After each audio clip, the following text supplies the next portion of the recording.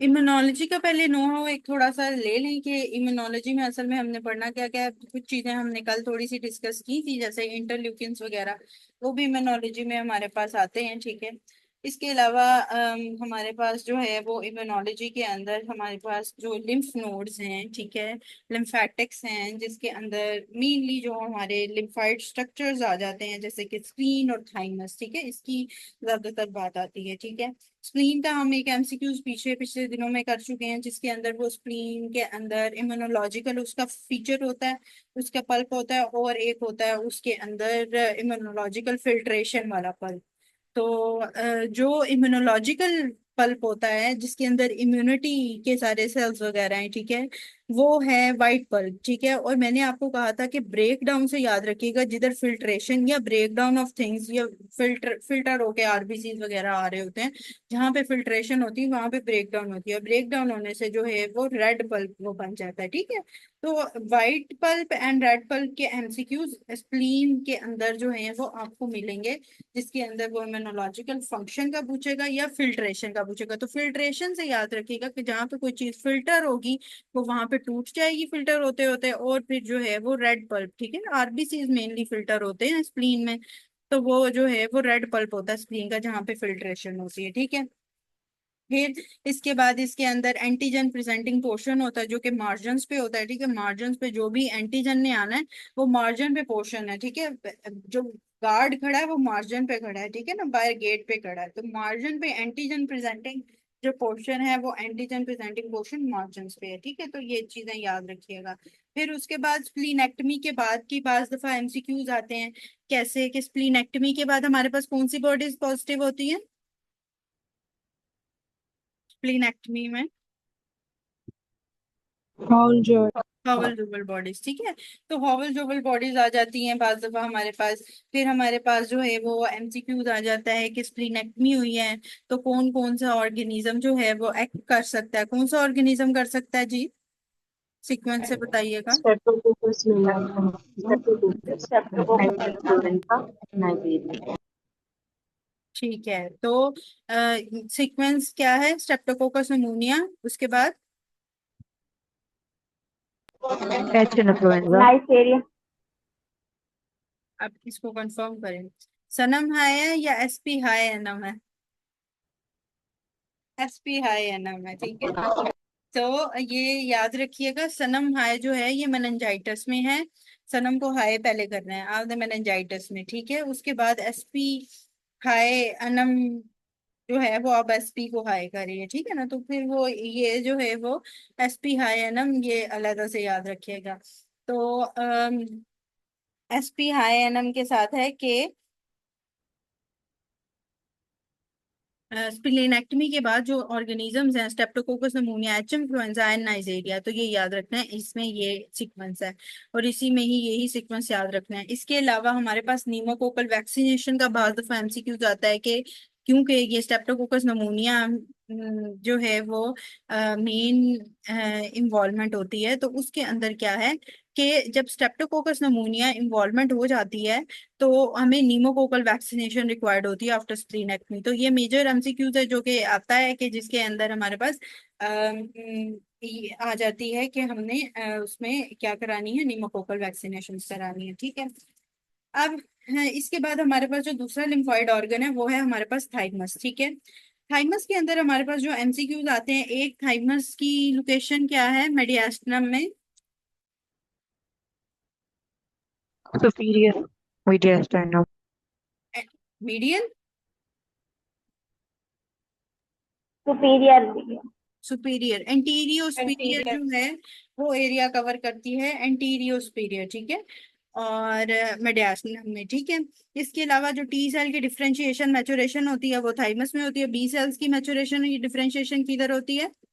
Bone marrow. Bone marrow. Bone marrow के अंदर। ठीक है। इसके अलावा जो थाइमस है उसकी एपिथेलियम किस फेरेंजियल पाउच से ड्राइव होती है? थर्ड। थर्ड के, और थर्ड से और कौन सी फेरेंजियल पाउच, कौन ड्राइवेट डेरिवेटिव है, क्या है? Inferior parathyroid. Inferior inferior parathyroid. Very good, very good, inferior parathyroid. ठीक है। और उसके बाद जो है वो, अगर मैं बात करूं कि थाइमस के अंदर जो है वो इमेच्योर टी सेल्स आते हैं और वो मेच्योर हो जाते हैं, ठीक है। इसके अलावा थाइमोमा हमें किस डिजीज में मिलता है? Thymoma by George myasthenia asthenia George syndrome किसमें? ये जिसने डाइजॉर्ज सिंड्रोम बोला है वो थोड़ा सा मुझे बताएगा। माइस्थेनिया ग्रेविस में मैम माइस्थीनिया ग्रेविस में, ठीक है। तो DiGeorge syndrome is something else and myasthenia gravis is very different to DiGeorge syndrome, ठीक है। माइस्थीनिया ग्रेविस में नहीं होता ये, ओ सॉरी, डाइजॉर्ज सिंड्रोम में नहीं होता। थाइमोमा माइस्थीनिया के साथ एसोसिएटेड है, ठीक है। इसीलिए माइस्थीनिया में हम जो है वो ये चेस्ट एक्सरेज वगैरह भी करा रहे होते हैं तो थाइमोमा को देखने के लिए, ठीक है। डाइजॉर्ज सिंड्रोम के यहाँ पे अगर किसी ने बात छेड़ दिया तो यहाँ पे थोड़ी सी बात कर देती हूँ। अब जो हमारे पास लिम्फोइड स्ट्रक्चर है ना, वो एक दफा आप देखें लिम्फोइड स्ट्रक्चर, फिर उसके साथ हम बताती हूँ।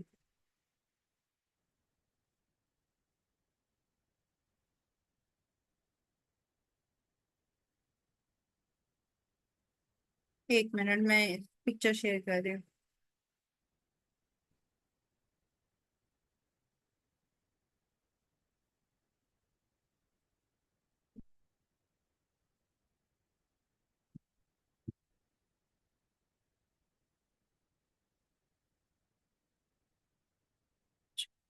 अब ये जो पिक्चर मैं आपसे शेयर करने लगी हूँ ना, इसके अंदर जो लिम्फोइड स्ट्रक्चर है उसको हम डिस्कस करेंगे कि लिम्फोइड स्ट्रक्चर में इटसेल्फ जो है वो क्या क्या चीजें होती हैं। और फिर ये जो डायजॉर्ज सिंड्रोम है मशहूर जमाना, जिसके बड़े मल्टीपल एमसीक्यूज आते हैं और इसका एक निमोनिक भी आता है, ठीक है। तो वो किस लिए है, ठीक है।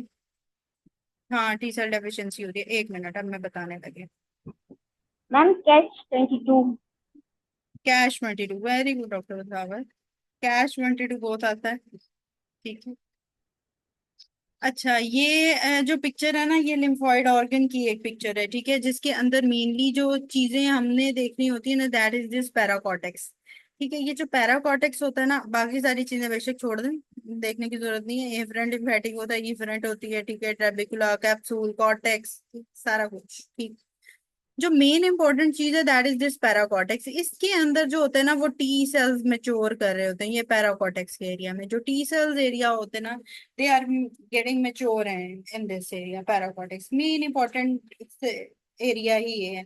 बाकी सारी एरियाज में भी सारी चीजें पड़ी होती हैं, जैसे कि मार्जिनल जोन के अंदर ये मार्जिनल एरिया इसमें बना हुआ है, ठीक है। मार्जिनल मेंटल जोन लिखा हुआ है, जर्मिनल सेंटर लिखा हुआ है, ठीक है, यहाँ पे भी होते हैं। लेकिन जो मेन जो लिम्फॉइड जो भी लिम्फ नोड होगा उसके अंदर जो है ये पैराकॉर्टेक्स का जो है मेन जो पॉइंट है वो पैराकॉर्टेक्स है, जहाँ पे टी सेल्स होते हैं और इसके अंदर जो है वो फोलिकल्स वगैरह होते हैं और यहाँ पे टी सेल जो है वो मेच्योर हो रहे होते हैं मेनली।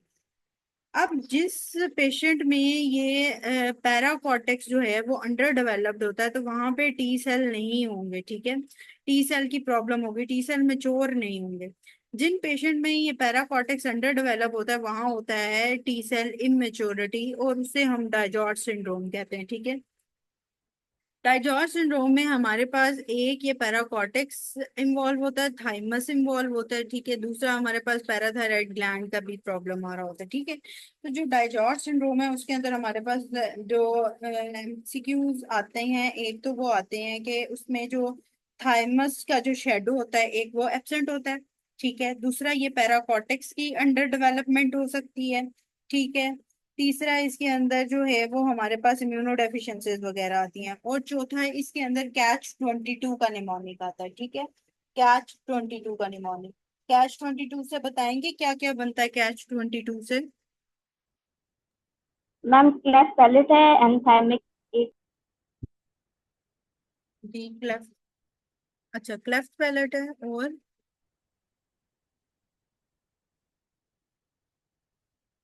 adrenal insufficiency, cleft ठीक है। palate, adrenal insufficiency, thymic aplasia, हाँ, cardiac dysfunction और H से हाइपोकैल्सीमिया जी हाइपोगल, हाइपोटेंसिया, और 22 से वो 22Q कोई जीन है म्यूटेशन वो क्रोमोसोम। म्यूटेशन होती है। 22q11 very good. 22q11 के क्रोमोसोमल एबनॉर्मेलिटी है डायजॉर्ज सिंड्रोम में। हाइपोकैल्सीमिया इसका हाइपोपैराथायरॉयडिज्म की वजह से होता है। थाइमस खुद भी छोटा होता है। इसको नियरली याद करने का तरीका ये है कि बहुत सारी जो एमसीक्यूज आते हैं वो एक तो हाइपोकैल्सीमिया और कार्डिक प्रॉब्लम्स के साथ आते हैं, ठीक है। क्लेफ्ट पैलेट के साथ मैंने ज्यादातर नहीं देखे हैं। दूसरा रिकरेंट इन्फेक्शंस कार्डिक प्रॉब्लम्स के साथ, ठीक है। ये एमसीक्यूज बहुत आता है डायजॉर्ज सिंड्रोम में। इसके अलावा 22q11 का क्रोमोसोमल एबनॉर्मेलिटी इसकी पूछी जाती है। और इसके अलावा जो है वो थाइमिक हाइपोप्लेजिया के साथ ये एसोसिएशन पूछी जाती है, ठीक है। तो इजी टू है याद करने का, कैच 22 भी है। दूसरा थाइमस और हाइपोकैल्सीमिया का एसोसिएशन आप इस तरह भी कर सकते हैं कि क्योंकि ये दोनों जो हैं वो थर्ड फ्रेंजियल पार्ट से बनते हैं, ठीक है। थाइमस भी बनता है और इंफीरियर पैराथायराइड ग्लैंड भी बनता है। तो जब थाइमिक शैडो नहीं होगा या थाइमिक जो है वो डेवलपमेंट नहीं होगी तो उसके साथ जो है जाहिर है फिर इंफीरियर पैराथायराइड भी डैमेज होगा, जिसकी वजह से पैराथायराइड ना होने की वजह से हाइपोकैल्सीमिया होता है इन पेशेंट्स को, ठीक है। तो ये जो है वो एमसीक्यूज। बाज दफा मेंटल डिफॉर्मिटीज के साथ भी एमसीक्यूज आते हैं, तो याद रखिएगा। अगर मेंटल डिफॉर्मिटी, कार्डिक एब्नॉर्मेलिटी और रिकरेंट इन्फेक्शन इस तरह भी लिखा हुआ है तो कैच 22 डायजॉर्ज सिंड्रोम में मेनली होता है, ठीक है। ये एमसीक्यूज आएंगे आपके पास, ठीक है। तो ये याद रखिएगा विद डायजॉर्ज सिंड्रोम और कैच 22 और इसके अलावा थाइमिक हाइपोप्लेजिया और थाइमोमा किस कंडीशन में। तो चीजें हमारी यहाँ पे डिस्कस होगी। अब उसके बाद क्या है कि हमारे पास जो इम्यूनिटी होती है that is what innate immunity and इसके अलावा जो है वो उसके अंदर अडॉप्टिव एंड पैसिव इम्यूनिटी आ जाती है और एक होती है हमारे पास एक्टिव इम्यूनिटी, ठीक है।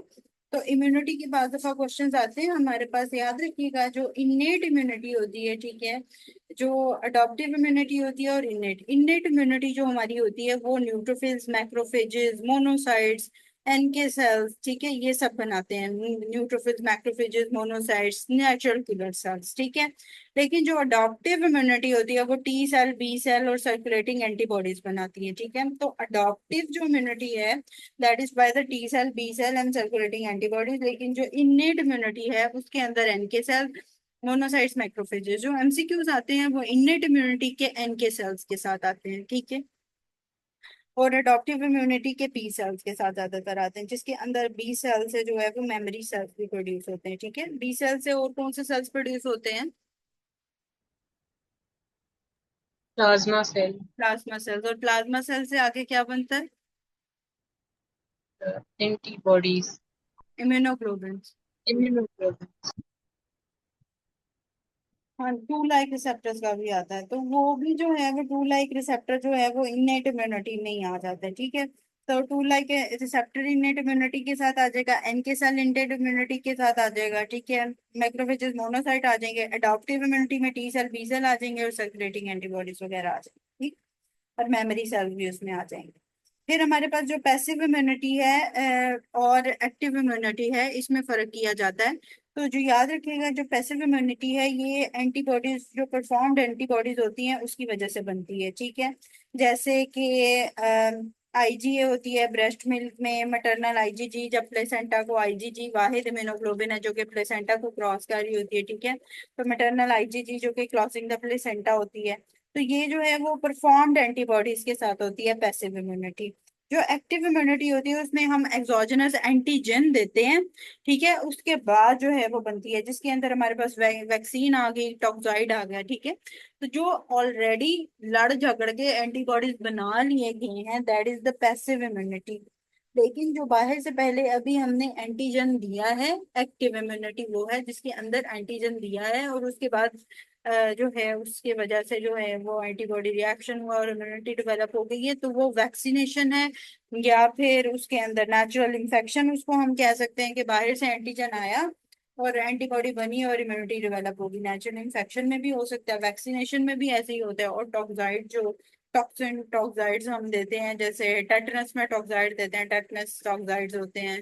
डिप्थेरिया के टॉक्सिन्स होते हैं, टॉक्साइड्स होते हैं। तो वो जो हैं ये सारे क्या हैं, ये एक्टिव इम्यूनिटी के अंदर आते हैं, ठीक है। तो मेन जो हमारे पास डिफरेंस आ जाते हैं वो इन्नेट और अडॉप्टिव इम्यूनिटी के दरमियान, और फिर उसके बाद पैसिव इम्यूनिटी और एक्टिव इम्यूनिटी के दरमियान डिफरेंस आ जाता है। अच्छा, फिर उसके बाद थोड़ा सा मैंने कल आपको नो हाउ ये दिया था कि जो हमारे टी सेल्स होते हैं, they have two type of T cells. What type of two T cells we have? helper Help. cell and cytotoxic. Helper and cytotoxic. And वो CD4 इज व्हाट?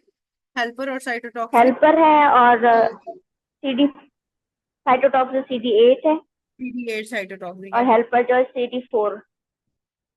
ठीक है, ओके।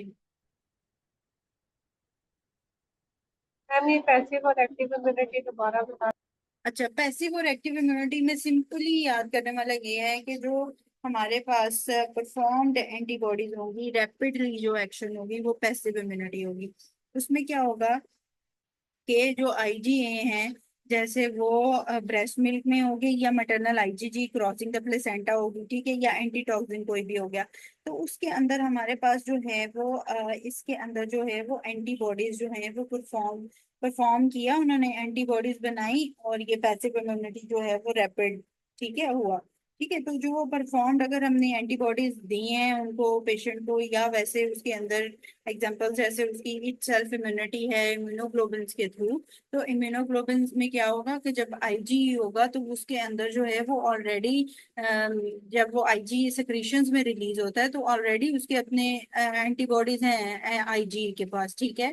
तो उसके पास जो है वो इम्यूनिटी है, IgE इट सेल्फ इम्यूनोग्लोबिन है ना, तो उसके पास इम्यूनिटी है, तो परफॉर्म्ड एंटीबॉडीज हैं, ठीक है। फिर जब IgG अगर मेटरनल से प्लेसेंटा में क्रॉस करती भी है, तो IgG का भी इट सेल्फ अपने पास रिएक्शन है रोल प्ले करने के लिए, ठीक है, वो क्योंकि इट सेल्फ इम्यूनिटी के लिए इम्यूनोग्लोबिन है, तो उसके अंदर जो है वो अपने पास रोल प्ले करने के लिए एंटीबॉडीज हैं, ठीक है। मतलब वो अगर रिएक्शन कोई होता है तो IgG या IgA, they are immunoglobin and they have their reaction sites, ठीक है।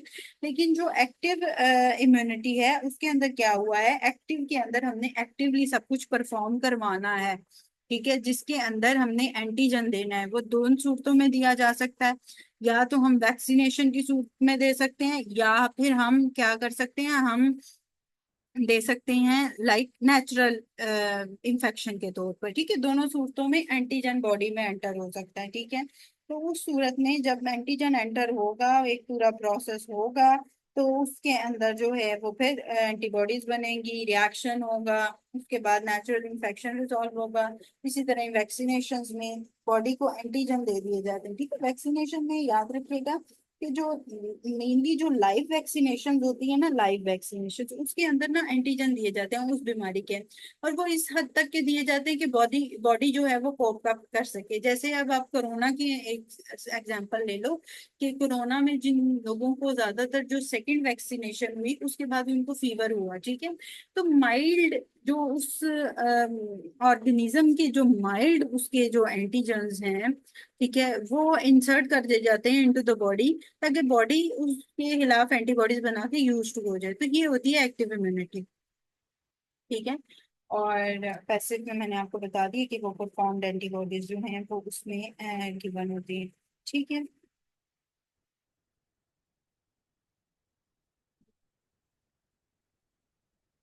और एक्टिव के अंदर ये भी एक बात आ जाती है कि जैसे अगर मैं कहूँ कि मैंने पहले वैक्सीन करवाई है, मुझे इन्फेक्शन होने से पहले मैंने वैक्सीन करवाई है, तो फिर तो मेरे बॉडी में इम्यूनिटी डेवलप हो गई ना। लेकिन अगर मुझे इन्फेक्शन हो गया है तो फिर मुझे वो वैक्सीन करवाने की, मुझे बाद में जो है वो टॉक्साइड्स, मेनली जो टॉक्सिन टॉक्साइड्स लगते हैं वो बाद में मेनली लग रहे होते हैं। जैसे ही पैसिव इम्यूनिटी में लिखा है कि टेटनस टॉक्सिन के एक्सपोजर के बाद, या HPV वर्सेला रेबीज के एक्सपोजर के बाद, डिphtheria के एक्सपोजर के बाद, तो परफॉर्म्ड एंटीबॉडीज जो हैं वो तब दिए जाते हैं, ठीक है। अगर एक्सपोजर के बाद देना तो जाहिर है फिर हमने एक पूरा प्रोसेस तो स्टार्ट नहीं करवाना ना, अब तो जो एंटीबॉडीज बने हुए हैं बाहर से हम वो ही सीधी इंजेक्ट करेंगे, ठीक है, ताकि पूरा तो रिएक्शन। मतलब प्राइमरी प्रिवेंशन में हम एक्टिव इम्यूनिटी देते हैं।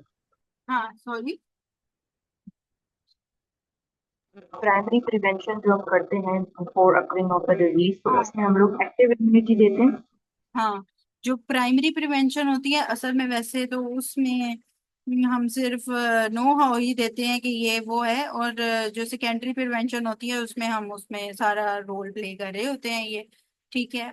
तो ये वही है कि उसके अंदर हम एक्टिव इम्यूनिटी कर रहे होते हैं रोल पे, ठीक है, जो हम पहले ही दे देते हैं। फिर उसके बाद हमारे पास टी सेल्स की मैं बात कर रही थी, जिसके अंदर CD8 CD4 सेल्स की अगर मैं बात करूं, तो आप लोगों को पता होना चाहिए कि एक तो ये कि साइटोटॉक्सिक टी सेल कौन सा है और हेल्पर टी सेल कौन सा है। तो easy to remember, easy easy way to remember कि इसके अंदर हमारे पास जो होती है मेजर हिस्टोकम्पैटिबिलिटी कॉम्प्लेक्सेस होते हैं, MHC कॉम्प्लेक्सेस। जो MHC कॉम्प्लेक्सेस होते हैं वो क्या करते हैं, वो इनको जो है वो जो एंटीजन प्रेजेंटिंग सेल्स होते हैं, जैसे कि कह लो कि मैक्रोफेजेस, एंटीजन प्रेजेंटिंग सेल पे जब आके एंटीजन लगता है तो MHC1 उसको रिकॉग्नाइज करता है, MHC1 हो या MHC2 हो, ठीक है। फिर वो टी सेल्स को होश दिलाता है कि यार जागो थोड़ा सा, ठीक है, और अपना एक्शन जो है वो रोल प्ले करो, ठीक है। तो जो MHC हैं ये क्या होता है, ये मेजर हिस्टोकम्पैटिबिलिटी कॉम्प्लेक्सेस होते हैं, ये टी सेल्स के ऊपर होते हैं और टी सेल्स की एक्टिवेशन के लिए ये अपना रोल प्ले करते हैं, ठीक है। और एक जो MHC, अब एक है MHC1, ठीक है, और एक है MHC2,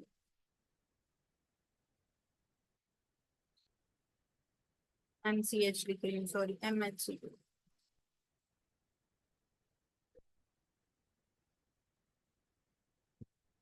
ठीक है। तो ये 1 से याद रख लें कि 1 × 8 अगर आप करें तो ये 8 ही बनेगा, राइट। तो CD8 MHC1 के साथ एसोसिएट है, ठीक है। 2 × 4 करें तो क्या बनता है, 8, ठीक है, तब भी 8 ही बन रहा है, तो हमने 8 ही बनाना है। तो ये क्या है, CD4, ठीक है। CD4 का MHC2 के साथ अगर मैंने मल्टीप्लाई किया है तो क्या बन जाएगा, 8, ठीक है, तब भी 8 ही बनेगा। तो इसको सिंपल एज वेल याद रखने के लिए कि हमने 8 का फिगर पूरा करना है, तो यहाँ पे हम 1 को 8 से मल्टीप्लाई करेंगे, मतलब CD8 से, तो 8 ही बन जाएगा, और यहाँ पे हम 2 को 4 से मल्टीप्लाई करेंगे तो 8 बन जाएगा, ठीक है। तो 8 का फिगर याद रख लें, तो MHC1 is associated with CD8, और MHC2 जो है वो किसके साथ एसोसिएटेड है, CD4 के साथ, ठीक है। तो ये इंपॉर्टेंट क्वेश्चन है जो कि आता है, MHC की association with CD1 and CD4, ये याद रखनी है आपने। फिर जो MHC1 होता है उसकी एक लॉन्ग और एक शॉर्ट चेन होती है, और जो 2 होता है उसमें दोनों इक्वल होती है, ठीक है। बस इसमें जो है वो ज्यादातर यही एसोसिएशन आती है। फिर अगर आपको रिएक्शंस वाइज देखना हो तो जो CD8 होता है ये बड़ा होता है, ठीक है, ये फंक्शन करता है फटोफट, ठीक है। कोई सेल आया, इसने बड़ा है, ये बड़ा होके अपना रोल प्ले करता है, ये फौरन किल करता है, ठीक है, ये फौरन किल करता है, ये टाइम नहीं लेता। लेकिन CD4 helper T cells, helper T cells कौन सी डिजीज में अफेक्ट होते हैं हमारे पास, एड्स में और एड्स में और HIV में, एड्स। ठीक है। तो उसमें आपको पता है कि जब हमने एड्स और HIV कभी ये ड्यूरिंग द टाइम पीरियड अपने स्टडीज में पढ़ी थी, तो उसमें हमें ये इल्म है कि जो एड्स वाला जो प्रोसेस